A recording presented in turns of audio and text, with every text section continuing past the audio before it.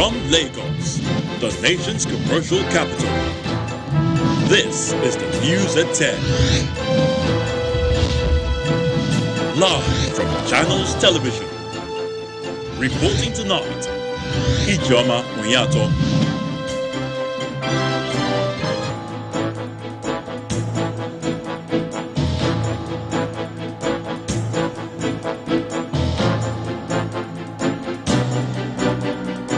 Hello and welcome. Bandits invade Gada in Zamfara state, killing district head, 2 of his sons and 2 other members of the community.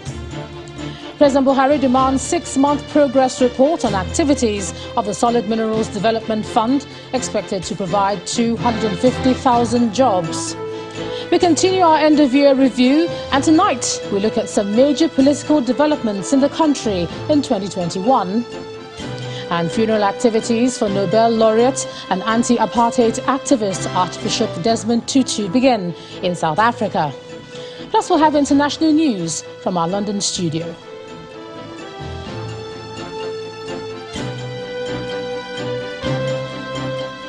On business news tonight, federal government approves release of 16.67 billion naira for payment of accrued pension rights to 2021 retired workers through the National Pension Commission.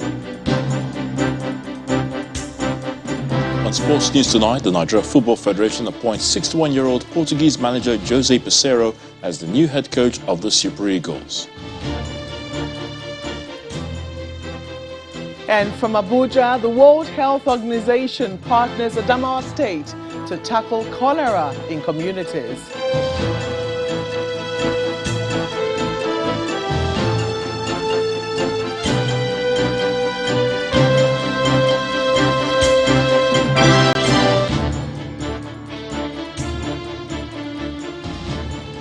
It's a sad day in Gada today in Bugudu local government area of Zamfara state after bandits invaded the community, killing the district head, Mr. Umaru Bawan Allah, 2 of his sons, as well as 2 other people in the village.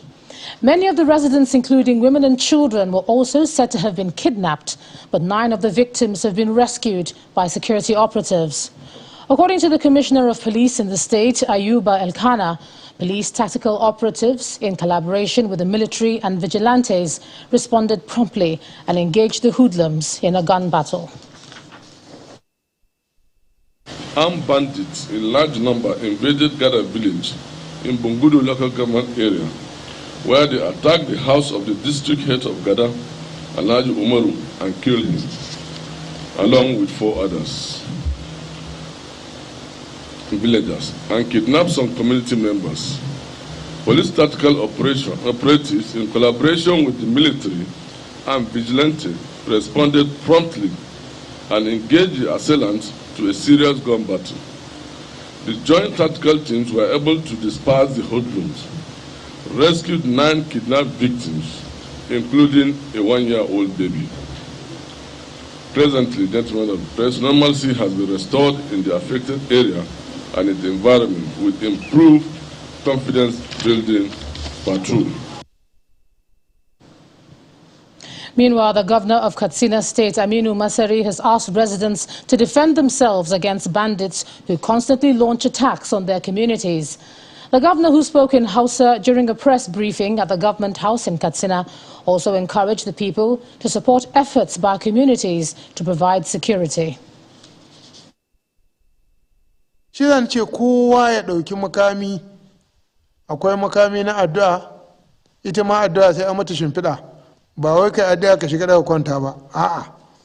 Ko za ka shiga daga kwanta kai addu'a ba sai ka rihe kofa ba, ka sa sakata, ka sa komai, sannan kai addu'a ka ce Allah tashe ka lafiya. Ko ka ba kofa ka buɗe ne, gidan ka buɗe, ka ce ai kai addu'a. Ka addu'a ma ba kai mata adalci ba. Ko garinku za a ce ga 'yan banga za a sai musu battery, za a sai musu reboot, za a sai musu kaza, ana neman kuɗi miliyan 1, kana da miliyan 10 a gidanka ko miliyan 5, sai ka kawo gudunmuwan naira 500 ko naira 1000, kana kai baka da su, sai radda wani naka ko ɗanka ko mataka ko uwaka suka faɗa hannunsu, sai ka kaito da miliyan 2 miliyan 3, kuma ka ba su sai makaman su zo su sake kama sauran danyen gargo kuɗin masu hanshi. Away from security, as part of measures to give teeth to the federal government's efforts towards diversifying the nation's economy, the president is demanding a 6-month progress report on the Solid Minerals Development Fund. The fund is designed to capture accruals from investments. President Muhammadu Buhari gave the directive today when he received the steering committee and management team of the Presidential Artisanal Gold Mining Development Initiative at the State House. And in another meeting with representatives of the Manufacturers Association of Nigeria, the president promised the improved access to foreign exchange for the importation of raw materials and machines. Our State House correspondent Gloria Umezoke reports. Huge potentials from Nigeria's mining sector, particularly gold, continues to trigger renewed focus from the president as he meets members of the Presidential Artisanal Gold Mining Development Initiative, PAGMI, in the State House. The Minister of State for Mines and Steel, who led the delegation, immediately exposes discrepancies within the system.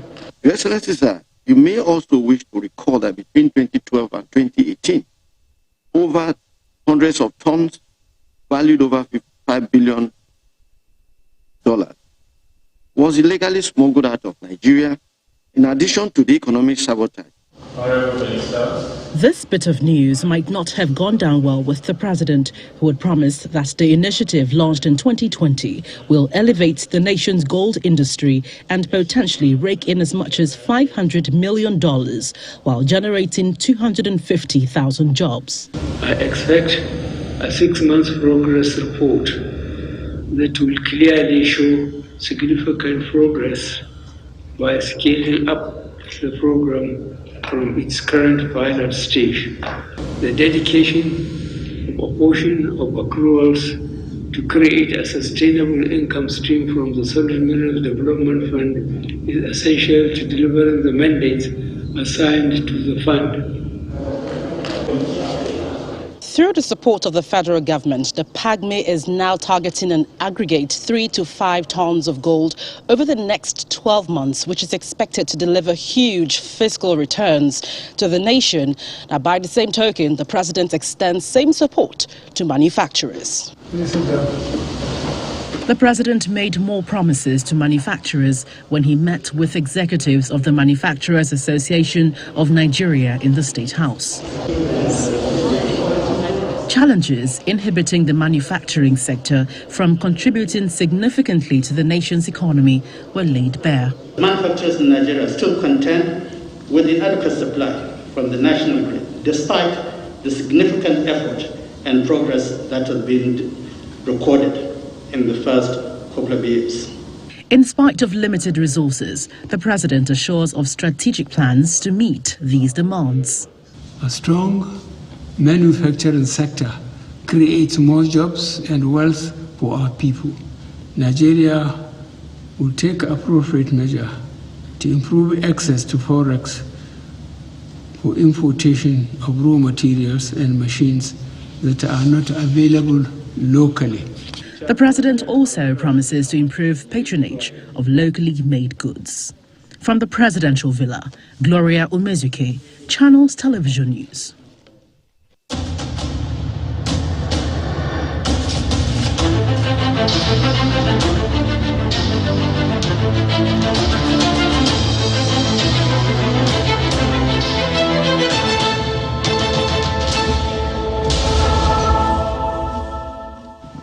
Despite the gloomy outlook of the preceding year brought about by the COVID-19 pandemic, the political landscape in Nigeria was full of activities as political gladiators continue to position themselves for the 2023 contest.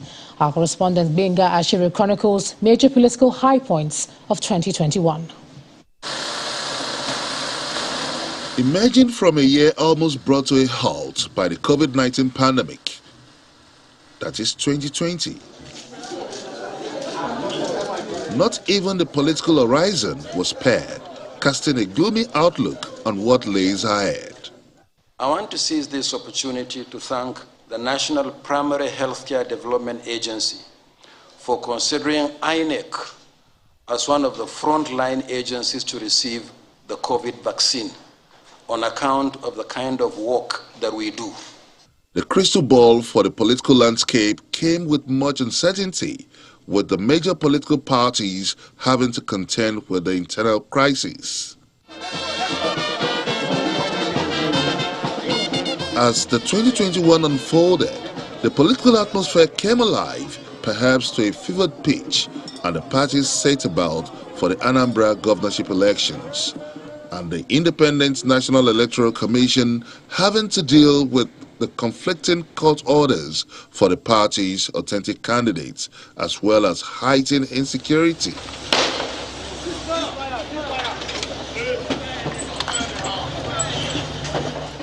Judo Keke was the valid acting national chairman of the party.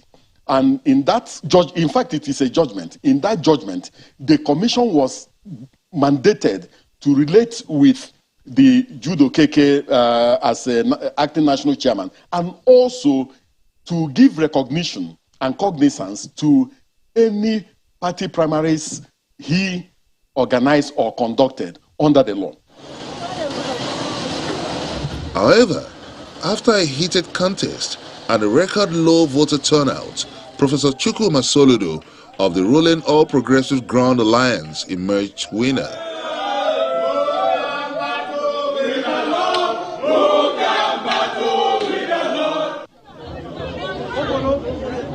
Little noticed, perhaps, was INEC's introduction of the bimodal voter accreditation system.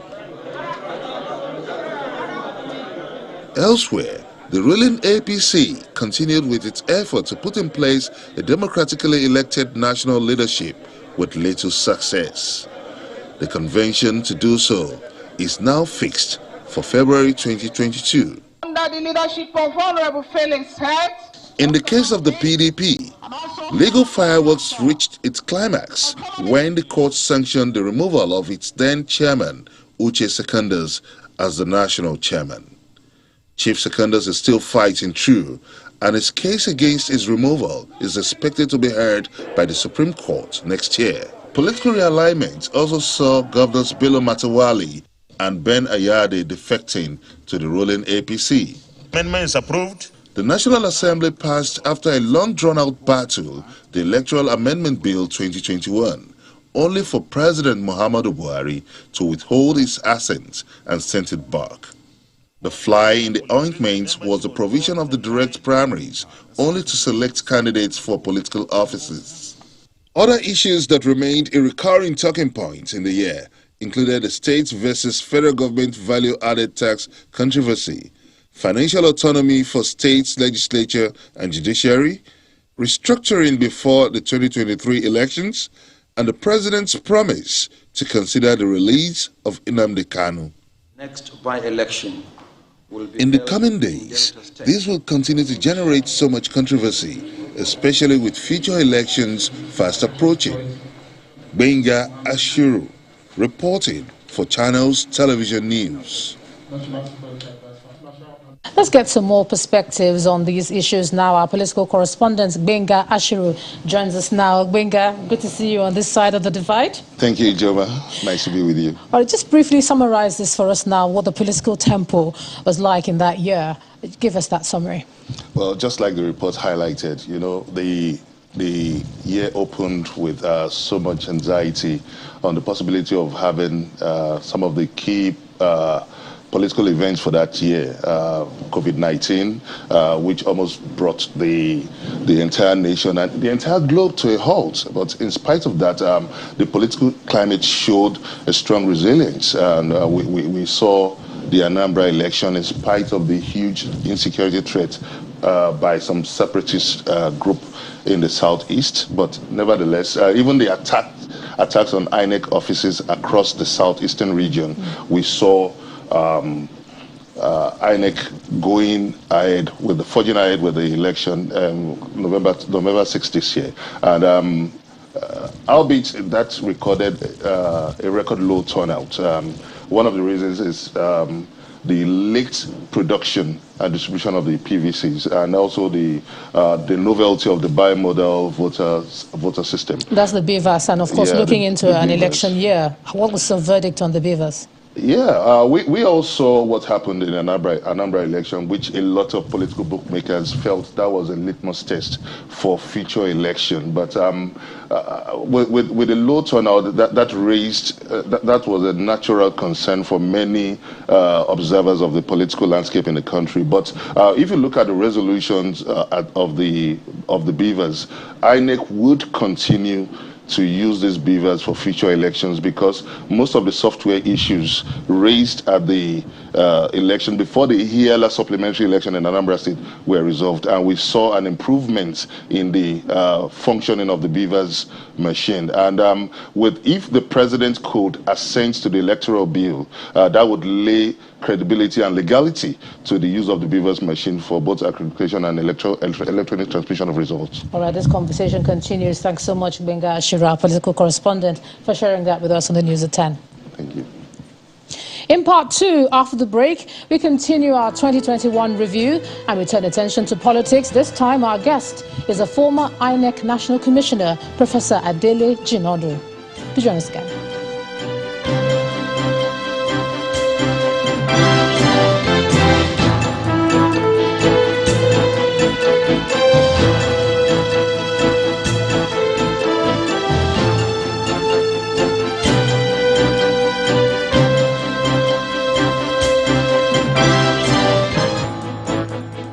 Welcome back.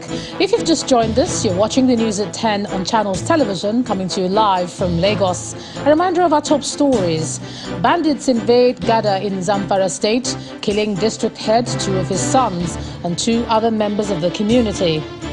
President Buhari demands 6-month progress report on activities of the Solid Minerals Development Fund, promises manufacturers more access to foreign exchange.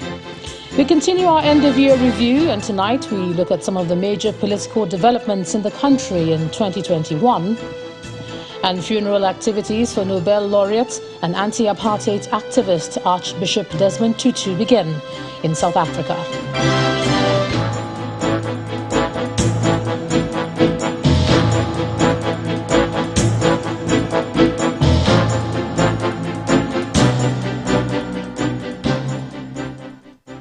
Let's take the conversation on our politics further. I'm now being joined on the News at 10 by a professor of political science and former INEC National Commissioner, Professor Adele Jinodu. Thank you so much, Prof, for joining us on the News at 10. Thank you, Gioma. It's nice to be back. It's a call to duty. Indeed, thank you. I was wondering whether you've lost confidence in me or have been blacklisted. So it's nice to be back. Not at all, sir. Thank you. But beyond the political horse trading that we've chronicled in the last segment, what sort of leader do you think the parties should be looking to elect, and the Nigerian person, and the average Nigerian, what sort of leaders should we be electing now? No, that's a very, very difficult, complex question. But I want to answer it in a roundabout way. I think what required now is a collective leadership chosen from among the professional classes, the middle classes, who will in fact confront the political parties and their leadership and tell them, now, get the hell out of here. We've had enough of all this rambling, all of these deceptions, of all this impunity. We are now going to take control of the lives of our people. So we need a collective leadership from within the middle classes, but with strong roots among the people, who will get up and start a new struggle. It may take a couple of years, it may take 2 electoral cycles, but that has to begin now, because the political parties have woefully failed the country, and all the rigmarole about the electoral bill is nothing but an attempt to preserve, in a self-serving manner, their political fortunes. How pivotal is that electoral bill? What happens to it, I mean, if it is left as it is? Or how pivotal is it for our politics going forward? The electoral bill is pivotal, but it is pivotal for a different reason. You see, the struggle over the bill now is not over direct primaries or indirect primaries. It is over the integrity, the accountability, and the transparency of the electoral process. And that is what the political leaders don't want. They are merely using this as an excuse. You see, to take an example, what do they mean by direct primaries? What do they mean by direct primaries? How can you have direct primaries have already been a problem since 1999, and that is why they've not been using it. And why is that a problem? It's a problem because they don't have membership lists at the ward level where primary elections should start from. So if you don't have a membership list, how can you have direct primaries? That is the issue that should be addressed. How do we, if we are going to have direct primaries, where are the party membership lists from which you are going to, from which people have to show that they are party members to be able to vote in the party primaries? We don't know, no political party in this country has a current party membership list at the ward level where members join the parties, and where you have a regular data of fully paid up members, and you have regular ward elections. So all this talk about the direct primaries, it's just a mismatch. It's just part of this deception. That what we need to focus on is the transparency of the electoral process, right from the way political parties choose their candidates. And what sort of, because I know you talked about collective leadership and Yes. that should be the way forward. Yes. What sort of process should throw up such people? Well, you see, I don't know it, and that's why I say it's a very, very complex matter. But somehow it has to start. Some people will have to put their heads out. The political leadership now, the parties, they are very, very powerful. But then, as they say, this is a responsibility for all of us, Nigerians. Eternal vigilance is the price of democracy. They have disappointed us. They have fallen far short of their responsibility under the Constitution as public authorities to provide for our welfare. And if they have done, then we need to organize ourselves under the Constitution to challenge them. It is going to be a long process. It's not going to be easy, because the path towards it will be strewn with all kinds of casualties. But it has to start somehow. And we need to see beyond their shenanigans and tell them to go to hell.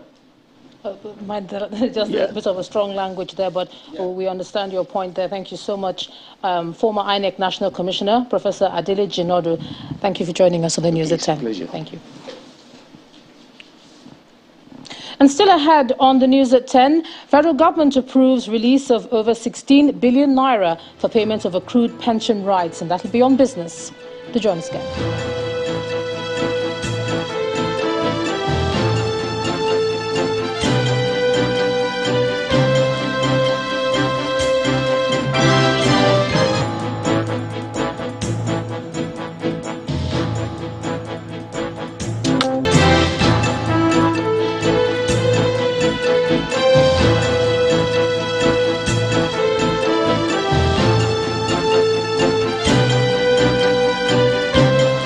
Welcome back to the News at 10. Let's cross over to Abuja now. Here's Makwe Ogun Yusuf. Makwe. Hello, Ijeoma. Well, health is on the front burner here as efforts to contain the spread of cholera in the northeast state of Adamawa appears to be in top gear as the World Health Organization has promised to work with the state government in this regard. Now, this is according to the body's representative in the state, Dr. Sime Omoleke. He was speaking at an event in Yola where health materials were donated and an awareness program kicked off to tackle the disease, which has killed over 3,000 people in Nigeria this year alone. Cholera is an infectious disease that causes severe diarrhea, which can lead to dehydration and even death as a result of consuming contaminated food or water infested with bacterium called Vibrio cholera.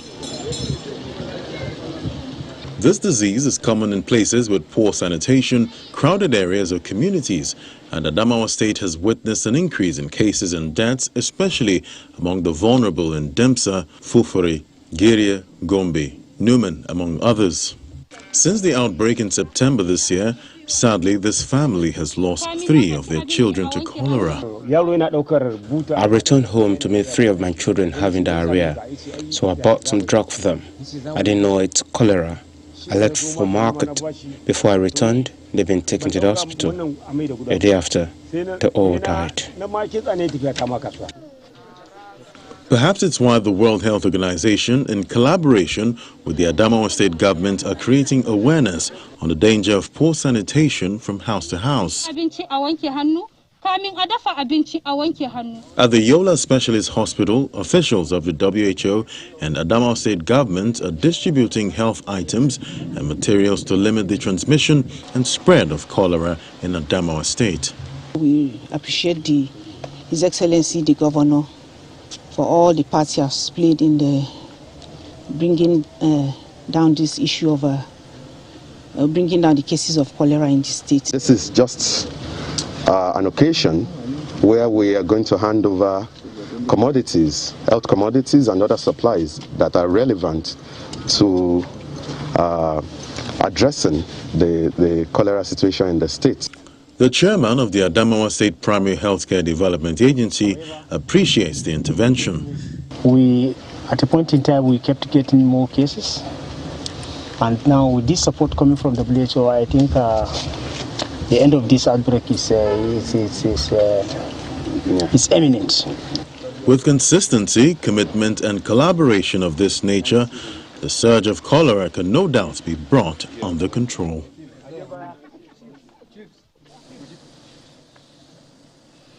In Abuja, some workers have resumed after the Christmas holidays, but the hustle and bustle is not quite in full swing just yet. Now, have you ever wondered what the Federal Capital Territory looks like when government offices close during the holidays and weekends? This next report by our correspondent Kayla Megwa gives us a sense of what happens when activities move from the city center to the suburbs.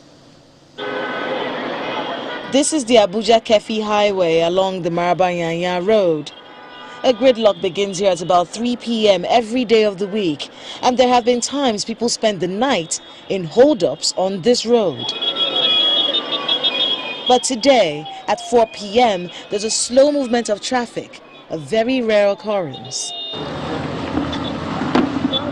No wonder the roads are not so tight this Yuletide. Residents who are spending the holidays in Abuja are waiting for the fish to finish roasting on the fire, unwinding in places of leisure. It's not all civil servants that collected salaries, but we still thank God, still give God all the glory for giving us the grace and giving us the more enablement for we to come out to hang out. I just came out here with my friend to see whether we can relax and look around. Business owners say they're making a windfall this Yuletide.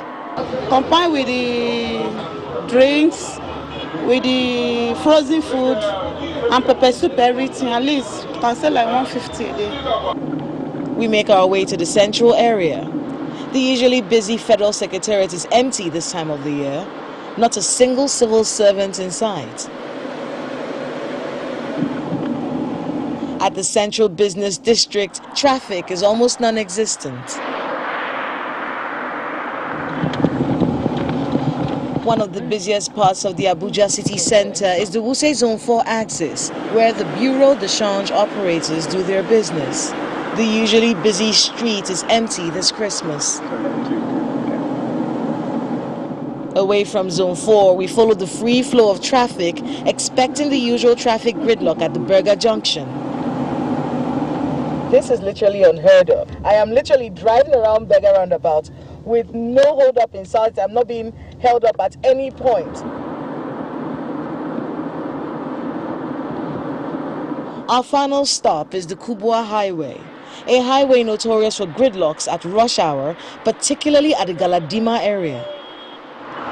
We are exactly at the Galadima spot of the Nnamdi Azikiwe Expressway, also known as the Kubwa Expressway.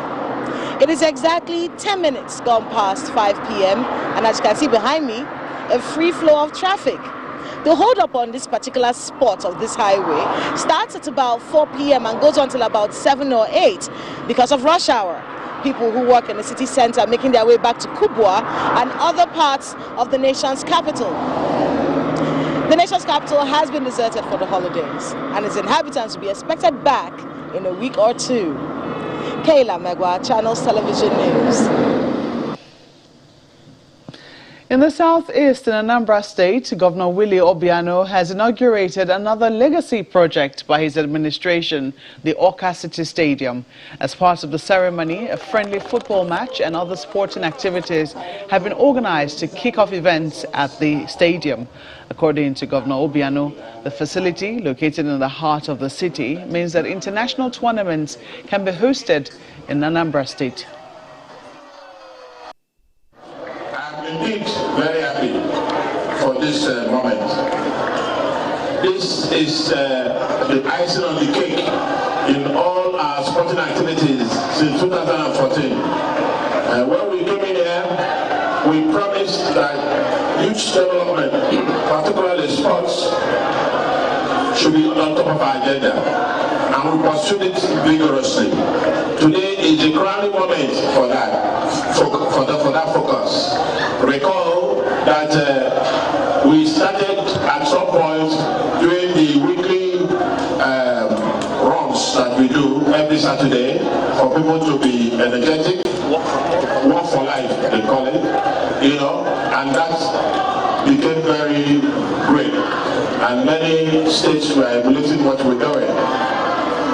Beyond that, we played the soccer for all the categories, you know, and in February, we're going to launch formally the Anambra football team, which is the Anambra Bombers, and the female football one, which is the Anambra Babes, and they will be playing in the National League, and from there, our boys, one more time, will begin to sell in the football market all over the world. Well, that's all from the Federal Capital Territory. But as the first business day after the Christmas holidays, what's brewing in business for you? And Nwawodo has details. Please stay with us. Banking, so easy, so simple. Dial *894# now to experience it. You first, First Bank.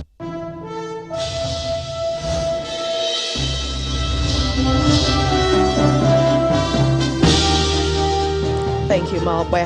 Hello and welcome to Business News. The federal government has released 16.67 billion naira for payment of accrued pension rights to 2021 retirees of Treasury-funded ministries, departments and agencies under the Contributory Pension Scheme. In a statement released today, the National Pension Commission says the retiring workers will be from Treasury-funded MDAs. At the same time, approval was also given for payment of 2.5% differential in the rate of employer pension contribution for FGN retirees and employees, which resulted from the increase in the minimum pension contribution for employers from 7.5% to 10%. The statement also adds that the federal government had earlier settled all arrears of accrued pension right payments to verified and enrolled retirees up to December 2020. Kogi State Governor Yahya Bello has promised to implement the 2022 budget with utmost sincerity and accountability to effect massive infrastructure development for the state. The governor gave the assurance when he signed into law the 2022 appropriation bill in the government house in Lokoja, the state capital. He also warned all his political appointees to shun vices that can lead to corruption, stressing that all the resources meant for the state in 2022 will be judiciously utilized for the development of the state. Hence, we're praying that all of our receipts will be geared towards accelerating the result and consolidating on all the achievements so far we have recorded in the year 2021. In the area of economy, we will continue to consolidate via infrastructural development.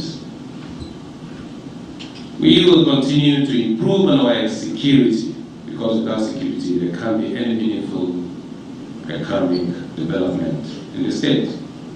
As we all know, police states still remain the best in terms of security. Over now to the global oil market, where international benchmark prices maintained a positive trend recorded in yesterday's session. But that's after latest report by U.S. government showed the country's crude and fuel inventories fell last week. Brent crude futures climbed 0.37% to $79.23 a barrel, while U.S. West Texas Intermediate crude rose by 0.76% to $76.56 a barrel.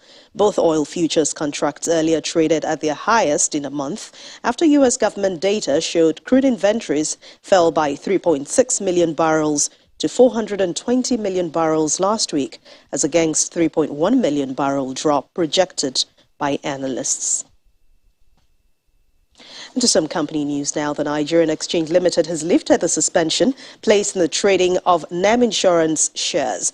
And this is coming after Underwriting Company announced the conclusion of its share capital reconstruction, where its old stocks were delisted from the exchange, while the new ones were listed on the trading platform today. This exercise resulted in the changing of the entire issued share capital of the company's 10.03 billion ordinary shares of 50 kobo each at 2 naira 42 kobo per share to 5.01 billion ordinary shares at 1 naira each at 4 naira 84 kobo per share. And talking about the stock market, we got off on a negative start today. The color is red for the final trading week in the year as investors resumed from Christmas break with intense sell pressure on some listed equities. John Mekwa has the details.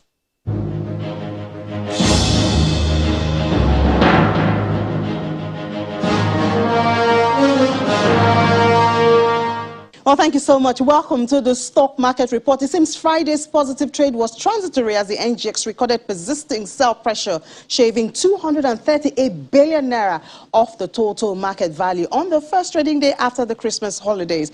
Now, the all-share index dropped 1.08%. Let's see the drivers of this. The only green counter is the banking, and by an appreciable margin, almost 1.5%. Investors still have their eyes on the first-tier lenders. Zenith was up 1.43%. Access was up 1.69%. GT also was up almost 1%. Other than that, everything was in the red. Industrial counter down almost 4%. Sell pressure on Boer Cement was really heavy today. It shed 7.45 kobo. That's about 10% of its share price. MTN, another major market giant, shed 70 kobo. That's 0.38%. Oil and gas lost more than 0.5%. No thanks to Eternal Oil, with share price decreased by 4.72%. O&O dropped 2.17%. Let's look at the consumer goods. It was also down by 0.16%. PZ pushed this down. PZ was down 8.96%. Major reduction on the counters can only keep the bear up. Is the market getting bearish or just getting less bullish? Well, this doesn't look like the right time to answer that question, as investors may just be counting down to the year end before returning fully to the market. That's the stock market report. I'm Ini John Mekwa.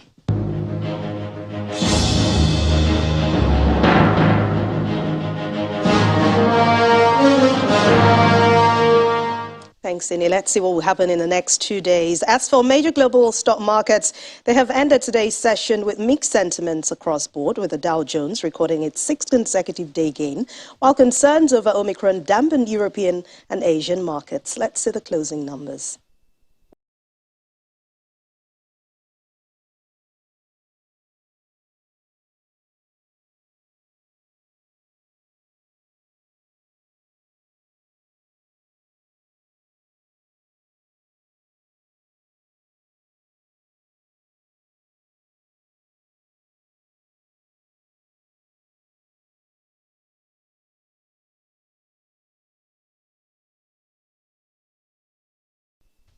And that's business news. Thank you for watching. I'm Anne Onwawodo. It's back to you, Joma.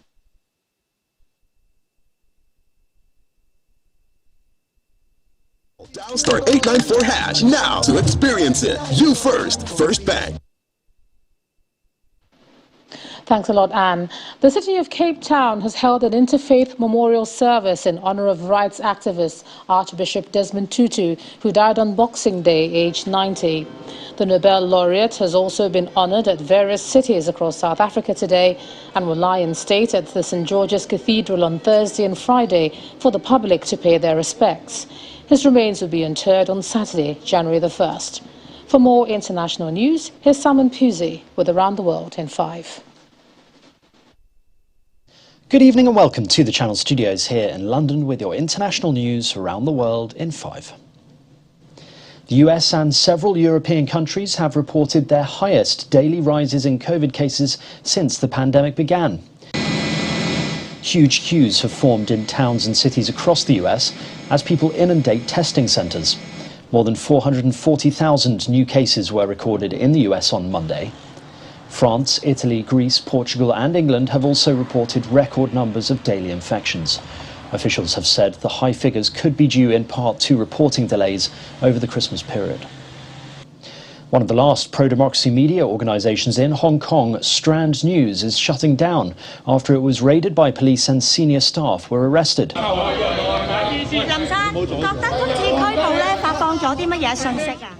More than 200 police officers were sent to raid the publication's office. 7 people, both current and former employees, were detained by Hong Kong police for conspiracy to publish seditious publications. Hong Kong police said in a statement they were authorised to search and seize relevant journalistic materials. The raid raises more concerns about press freedom in the former British colony. Russia's Supreme Court has ordered the closure of the International Memorial, one of Russia's oldest human rights groups. Staff of Memorial gathered at the court to hear the verdict. The group worked to recover the memory of the millions of innocent people executed, imprisoned or persecuted in the Soviet era. State prosecutors accused the organization of breaking a law requiring groups to register as foreign agents. Outside court, the organization's lawyers said the court order was politically motivated. Iraqis have held a symbolic funeral for fighters killed in US airstrikes in 2019. A military convoy displaying the faces of those killed drove through Baghdad's Martyrs Monument.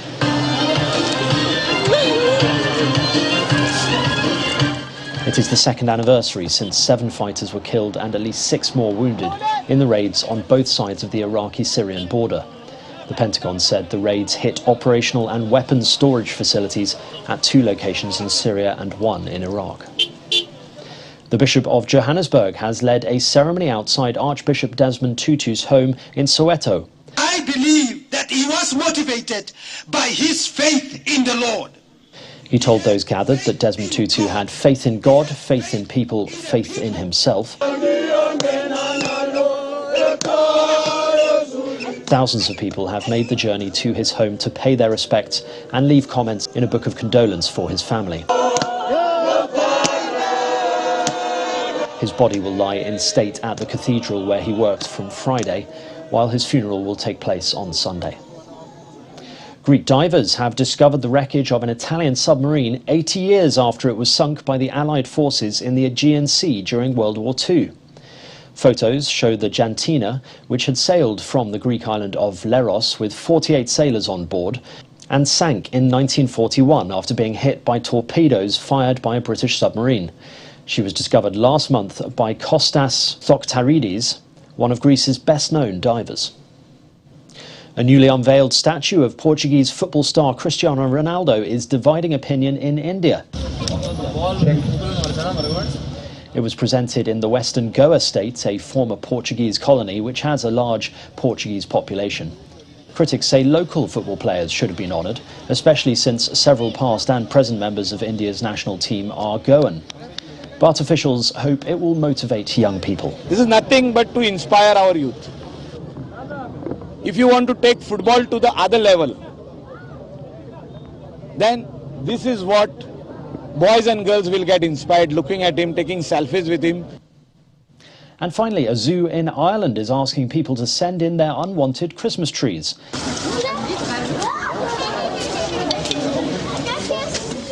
Elephants famously enjoy the taste of the pine needles, which are like sweets to them.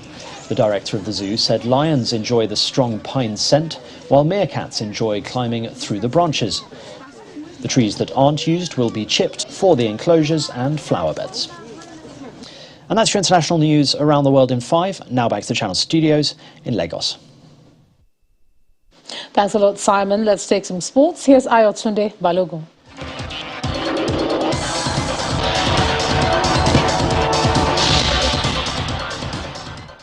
Many thanks, Ijoma. The Nigeria Football Federation, the NFF, has endorsed a proposal by its Technical and Development Subcommittee for the appointment of Portuguese manager Jose Peseiro as the head coach of the Super Eagles following the sacking of Gernot Rohr earlier this month. The Executive Committee of the NFF has, however, resolved that the interim head coach, Augustin Eguavoen, will be in charge of the 3-time African champions at the African Nations Cup in Cameroon, while Coach Peseiro will serve as an observer. The NFF says the tournament will provide a good avenue for Pesero to launch a working relationship with Eguavoin, who will revert to his role as technical director of the NFF after the AFCON. MFM this evening recorded their first win of the season in the Nigeria Professional Football League match Day 3 played at the Teslim Balogun Stadium. Now, Precious Roland got the only goal of the game in the 55th minute. And Rivers United has ended coach Finidi George's 5 games unbeaten run as Aimba head coach in the shocking 1-0 away victory in Aba. Olobi Stars defeated Shooting Stars of Ibadan 2-1. Sunshine Stars and Rangers International played out a goalless draw in Akure. The defending champions beat Gombe United by a lone goal in Uyo. Kwara United also defeated visiting Wiki Tourists by the same scoreline. Arsenal FC manager Mikel Arteta has tested positive for COVID-19 and will miss New Year Day's clash against Manchester City. The Spaniard, who also contracted the virus in March 2020, prompting the shutdown of football at the start of the pandemic, will face an isolation period of 1 week in line with public health protocols. Depending on his recovery, he could return for Arsenal's Carabao Cup semi-final encounter with Liverpool on January the 6th. Sam Stosur will call time on her singles career at next month's Australian Open, though she will continue to play doubles in 2022. The Australian player received a wild card to play at Melbourne Park, where she has reached the singles 4th round on 2 occasions in 2006 and 2010. It will be Stosur's 69th Grand Slam singles appearance in total, a record for an Australian player and the 6th most for any woman in history. The 2022 Australian Open starts on January the 17th. And world number 1 Novak Djokovic has pulled out of the Serbian team for the ATP Cup in Sydney. Organizers of the event confirmed that Team Serbia will now be led by world number 33 Dusan Lajovic. There has been intense speculation over Djokovic's participation in the event, which begins on Saturday, January the 1st, and the Australian Open, which starts on January the 17th, with the 34-year-old repeatedly declining to reveal his vaccination status against COVID-19. And I'm Ayotunde Balogun. That's a wrap in sports news. It's back to you, John.